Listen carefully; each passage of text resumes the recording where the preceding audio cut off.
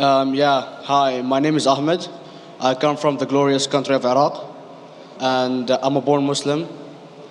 My problem is that I practiced Islam when I was... Brother, first we request questions from the non-Muslims.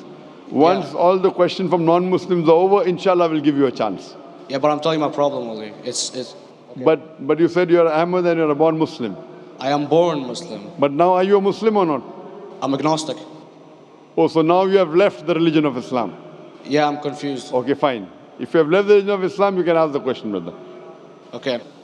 So my question is, how come I don't have the faith that you and the other Muslims have and some of my friends, even though I practiced Islam a lot and I even did Umrah, but I still do most of the sins that are forbidden in Islam, and I sometimes am lazy to do the prayer and the other subjects we have to do in Islam.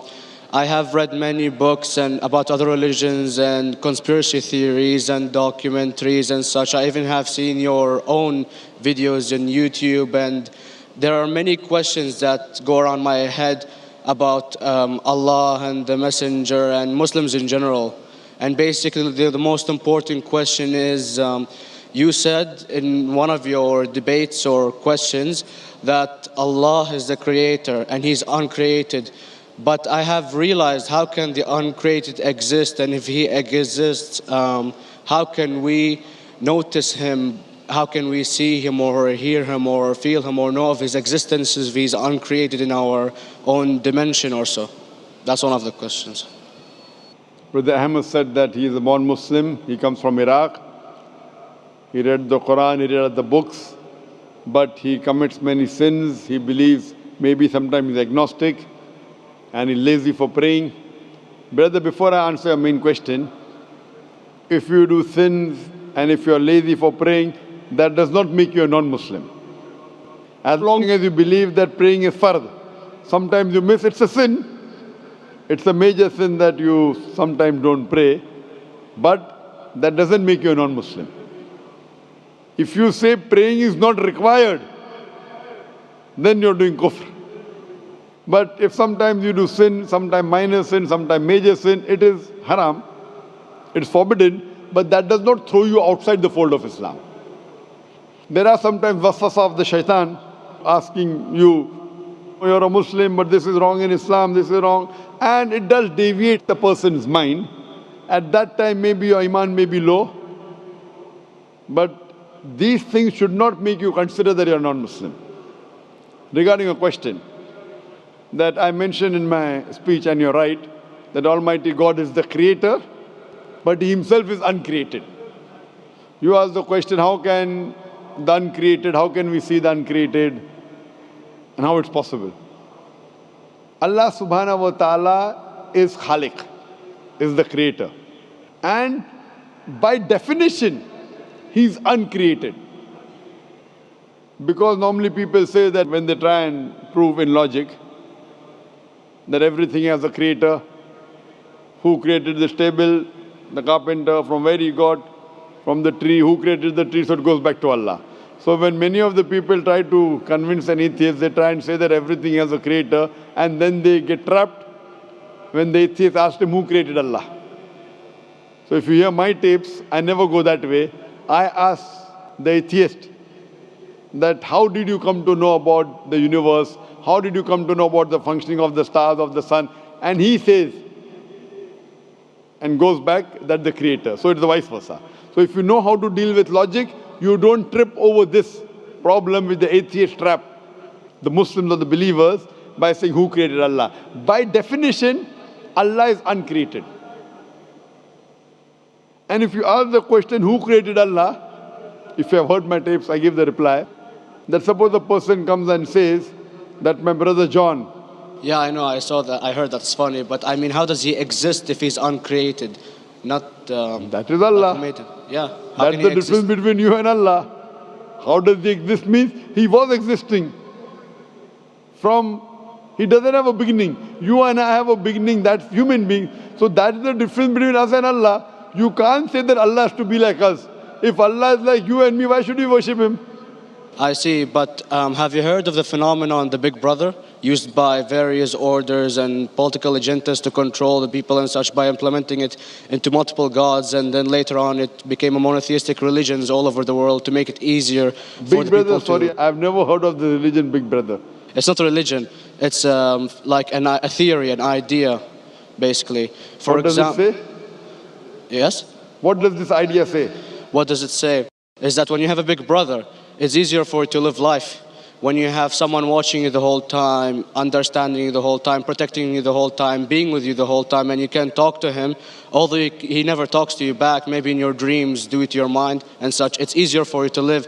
While a human who does not have a big brother and is not easily controlled into doing so and is having complete freedom is a danger for the major ruling powers and such. What does this say? I don't understand. Big Brother may be there, Big Brother may not be there. So what does it have to do with Islam and God? What does it have to do? Because basically Allah is watching you the whole time. So you want to say that Allah is like a big brother?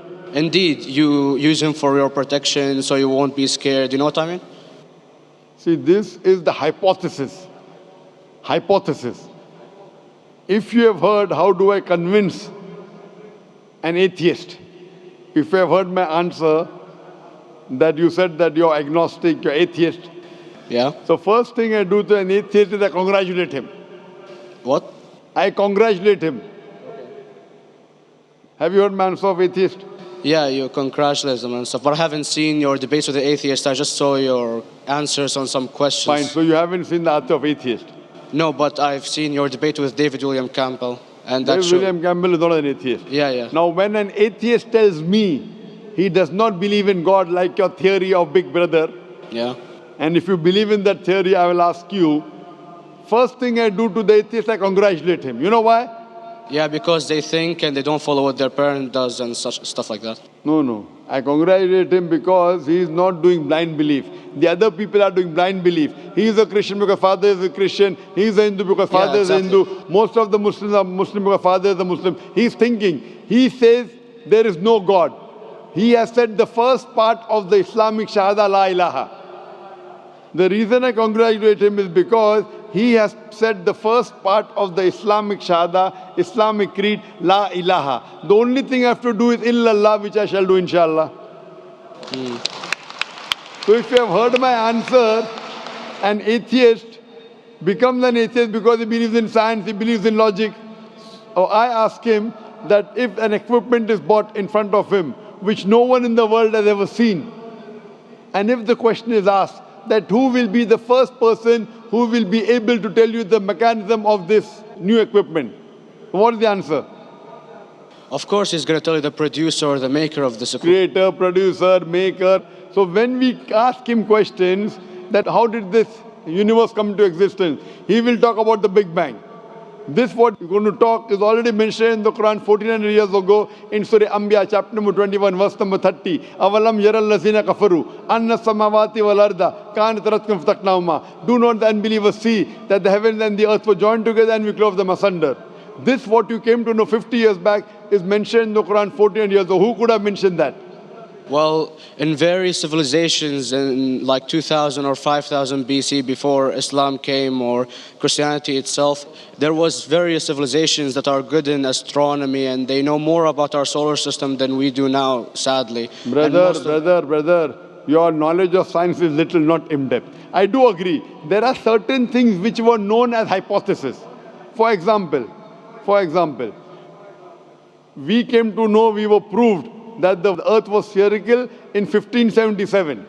I know that in 6th century BC, there were Pythagoras who believed that the earth was spherical.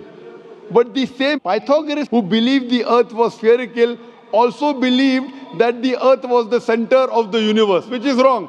You show me one civilization which believes 100% what the Quran has mentioned. I challenge you. What you say, so do you mean to say there was a person who said, okay, this civilization, out of 100 things, these 2 things are right. Out of 100 things, these 5 things are right. Out of this 100, and picked and chose. Who can do that? No one besides the Creator. Even if you know that there were 10 different civilizations, hundreds of civilizations, there is not a single civilization that you know in the past which knew 100% of science what we know today. So where is your logic? Where is your theory? I do know that certain things were hypotheses, which were proved later on. But there is not a single civilization which knows everything what is mentioned in the Quran. So the answer goes back to the original question, who could have collected this in the Quran? Someone 1400 years back, could he do and say, okay, out of these 100 things, these 3 are right, out of these 100 things, these 2 are right, out of this, it's not possible. Mathematically, it's not possible.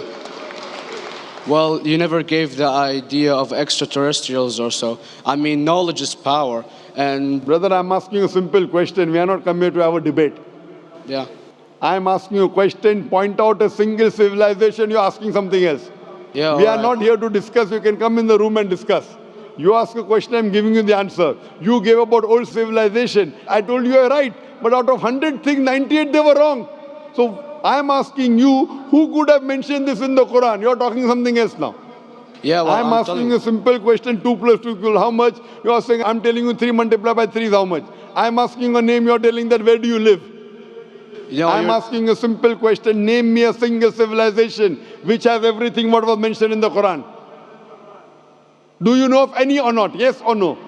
well, not everything, of course. Even not 10%. Why? Babylon knows of most of the planets and such. Planet is not the only thing mentioned in the Quran. There are 1,000 things mentioned in the Quran. To say what 1,000 things are mentioned in the Quran, 10% would be equal to 100 things. Did Babylonian civilization knew about 100 things mentioned in the Quran? No, because they You don't have the cannot. They accurate knew data. 5 or 6 things. In percentage wise, very small. So Of course. who can be the author of the Quran besides the creator to know what is right, what is wrong? Today science has established the hypothesis mentioned by Babylonian so many centuries back is today proven. So these were hypotheses in the past, which out of them many have been rejected, some have been accepted. So to collect all which is 100% correct has to be from the creator and no one else. Hope that answers the question.